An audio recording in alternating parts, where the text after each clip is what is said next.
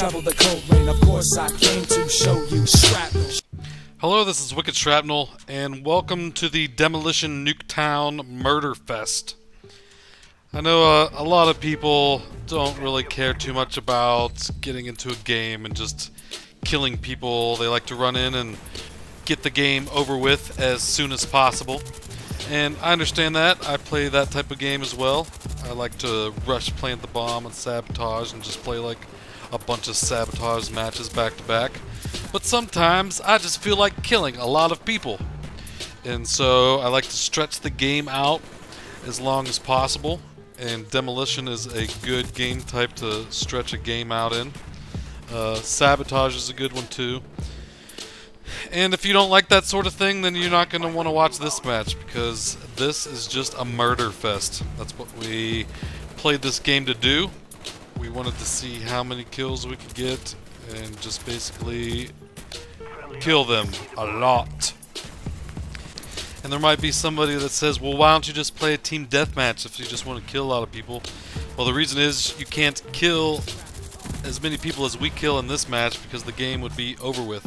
You only get to go up to 7,500 points in a regular team deathmatch, and this game would have been over a long time ago if that was the death limit for the other team.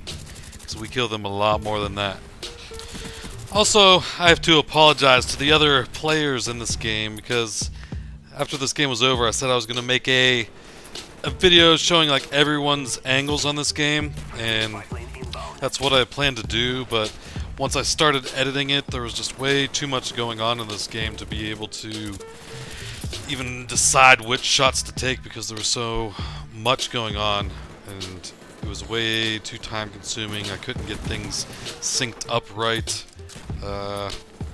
So it had been sitting in my file share on my computer for, it's been over a week since we played this match, and I figured I would just do some commentary over it, show my perspective, and you'll get to see their scores at the end and in between rounds. ZY, Perfector ZY, and Dr. Kilgore both outdo me on this match. And we had almost constant air support up after this round. So this first round, we were all kind of collecting air support, except for me. I'm dying. But Dr. Kilgore, I believe, already has a chopper gunner and dogs, I think. I'm not sure. Don't quote me on that.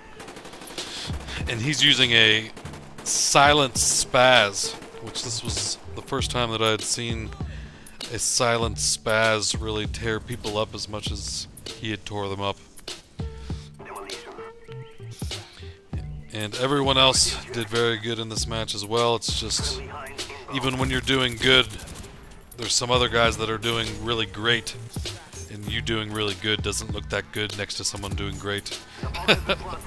But we all did good. And I think that's Chopper Gunner. Can't tell if it's Chopper Gunner or a gunship. But personally, I do better with the Chopper Gunner than I do with the gunship. I guess I'm not the best gunship pilot, and even though there are rockets on the gunship, I don't know. I just don't get as many kills as I do with the Chopper Gunner. And it doesn't get shot down as fast. I think I have 2 gunships and 2 chopper gunners in this game, and my gunships don't stay up barely as long as my chopper gunners do. I don't know if you guys have that same experience. Maybe I was flying my gunship too low. I don't know. But Dr. Kilgore definitely gets the first chopper advantage, because people hadn't switched to their launcher anti-aircraft classes yet, which they soon do. They start shooting down air support pretty quickly. That's probably the thing that they did best. Because here's the chopper gunner inbound by Perfector. So once they see all these choppers coming in, they eventually wisen up and start getting anti-aircraft, and they get shot down pretty quick. And when you have constant air support up, against the enemy team, it's really hard for them to play the objective at all because they're just constantly spawning and dying. That's their main focus, is just trying to get out of the spawn, and you just have a helicopter reaping havoc from above and they can't do anything. So this is one way to play the objective, is to kill the whole enemy team so that they can't play the objective. I think that's a legitimate strategy, but it's really hard to do unless you have a really good team together and the other team is not as good. Because eventually someone would be able to get out of the spawn and kill you and stop your kill streaks, but they had a really hard time doing this because someone always had our backs. One thing I noticed is I get a lot of assists in this game, so it's almost like we're helping each other get kills. We get a couple bullets in them and someone else gets a couple bullets in them and gets a kill, or they get a couple bullets in the guy and then I finish them off. And I was running out, just running up into their spawn, but someone would spawn right behind you and kill you, and I wasn't able to get my kill streak. So I came up here to get a little protection and just picking them off as they spawn, because I know they're all spawning back in this area here, so I could just shoot through the fence and pick them off. And I picked up somebody's commando, and this was the first time that I'd used the commando with this sight, and I really liked it. So I've been using the commando with the holographic sight and that little butterfly reticule. It's pretty sweet. I would recommend it. So now I've already got my chopper gunner, and I only need one more kill to get my gunship. And it is on its way. I like that dual mag too on the commando. So there's the gunship.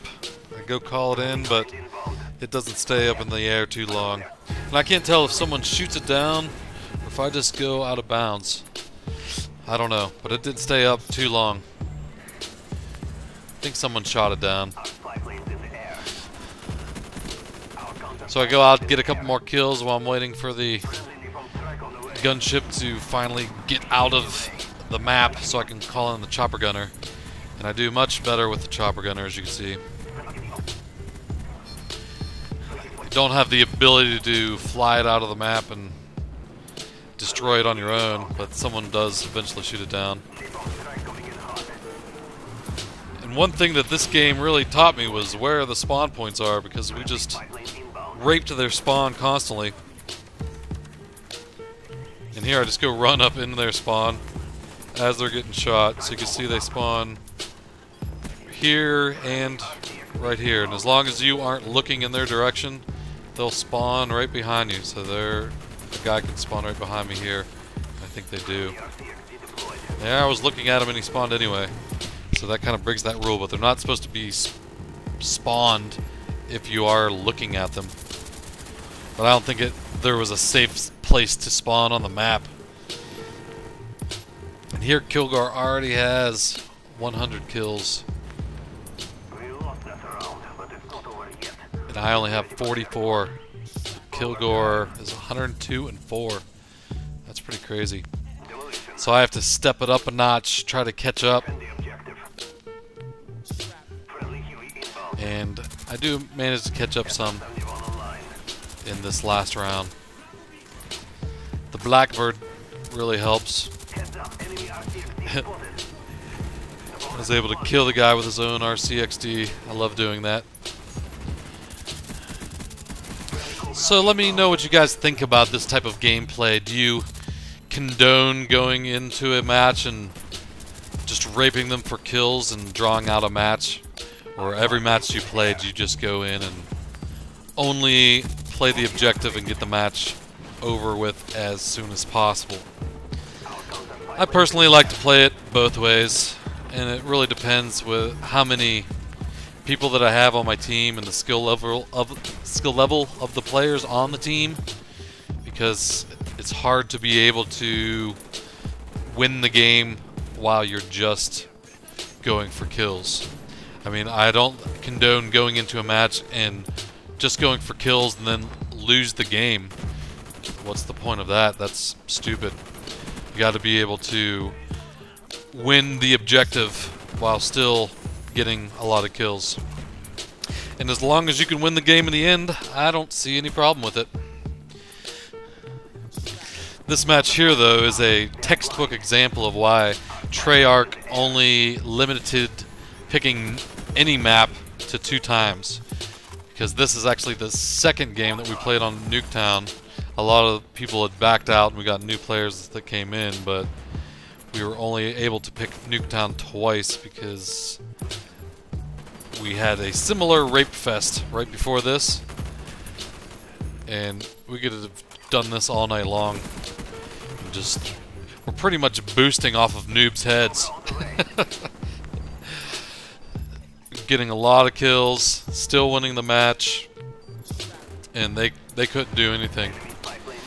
And on this map, there's really nothing you can do if you're getting raped like this. You just gotta bend over and take it. On some of the bigger maps, it might spawn you out farther away, and then you'd be able to find some safe cover, find some place to hide to get away from being murdered like this. But on Nuketown, it's so small. We have people spread out all over the map, so that no matter where you spawn, you're gonna die. And we have almost constant air support, so there's nowhere to hide. We got people inside the buildings that are trying to hide from air support. Go and clean them out. And they're even telling us while they're using either the chopper gunner or the gunship, you know, there's guys in this building and letting us know where people were, calling out where people are spawning. And we had the Blackbird. They were screwed. Nothing they could do. I would like to give props to the enemy team because they didn't all back out. A lot of times we get into games when we have full lobbies like this and the whole team is just a bunch of beasts. The whole enemy team will back out and forfeit the game. So I at least have to say that they had the balls, or maybe they just didn't know well enough to back out. But they stayed in and just took the deaths like a man. I think there was a guy on the team that went like 11 or 14 to like 108, and there's 2 other people that had deaths in the 90s. And I don't know if I was getting murdered that bad if I would stay in the game, because there's really nothing they could do. Right now, at this point, they have to realize, we're not going to win this game. They probably just let us win that other game so they could kill us. And so here's my other gunship. There's 3, 4... I get some more kills with this one, but it still doesn't last that long. And then another chopper gunner, which I get more kills again with the chopper gunner than I do with the gunship. It's almost... I would say pretty consistently my chopper gunner gets more kills than my gunship, so I usually run dogs so that I can have a chopper gunner and dogs going at the same time, and that helps protect against someone shooting down the chopper gunner as well. So the match is coming to an end, and surprisingly we won this match. It was really close match. I don't know how I got an assist on that one. But that's the end. I go 95 and 11. Perfector ZY at 98 and 18. Dr. Kilgore 145 to 10. Melvin 79 to 25. Cheddar Chez 63 to 19. And 7 Junior 54 to 24. And look at these deaths on the opposing team. 29 to 98, 18 to 88, 13 to 100, 12 to 61, and then that guy just joined. He missed the murder. So it looks like at least 2 guys had backed out of the match, but those 4 dudes hung in there and took the murder like a man. So that's all I got for now. Thanks for watching, and talk to you later.